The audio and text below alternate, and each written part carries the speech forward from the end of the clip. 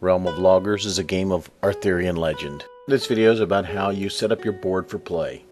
You may notice that instructions on how to play the game are found on the back of several of the playing surfaces. The rules on the backs of the playing surfaces are either duplicated in the How to Play sheet, or they contain instructions on how to set up the game that won't need to be referenced during gameplay. If this is your first time opening the game, check the assembly instructions. They're found on the back of your How to Play sheet.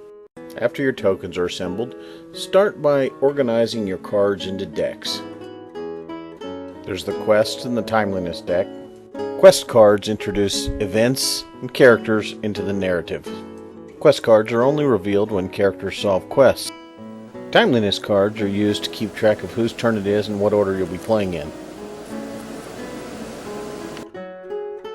At the beginning of the game, each player is dealt 4 Timeliness cards and 2 character cards. Loyal players are always dealt characters from the Loyal deck. Usurpers are always dealt characters from the Usurper deck. It's possible for characters to move from deck to deck, but at the beginning of the game, sort the cards into starting decks. This is explained in more detail in the character video. Now place 2 quest tokens in every space indicated on the board.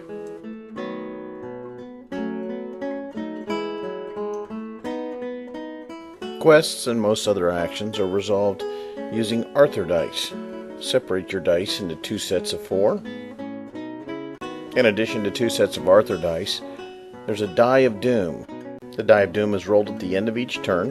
It tells you when to shuffle cards. The die also indicates how many provisions must be consumed to keep the kingdom in plenty. At the beginning of the game, each space in Logres receives 1 provision. There's also 1 provision placed in the Pict lands, and 1 provision placed in the Saxon lands. When the kingdom is in plenty, and at the beginning of the game, place a white token in the food supply box at the bottom of the map. The feature card is one of the playing surfaces of the game. These are just like spaces on the map, but they have names and special effects if you're in that space. 2 additional playing surfaces are the Lake and the Grail Quest. Instructions on how to set up the game are found on the back of the Lake and the Grail Quest. This is because after the game is set up, you won't need to access those rules again. These quests start at special locations on the board, which are marked by tokens. Experienced players may want to take care where they place the Excalibur Stone and Grail Portal. But if this is your first time playing the game, just pick a spot, put the Excalibur Stone in one spot, put the Grail Portal in another.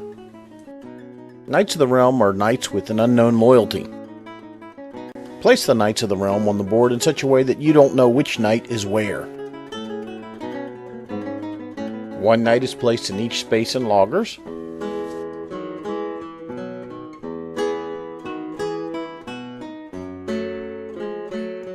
One knight is placed in the castle, and 2 knights start in Camelot.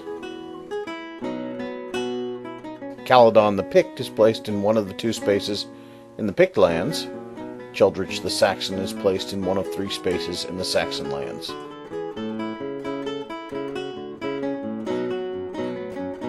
Place each lady in a feature, as indicated in the setup instructions. All the maidens are placed in features, but some features have structural points.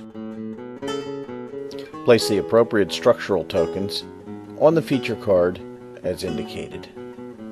You're now ready to play Realm of Logres. When you start, it's not important to understand every single rule.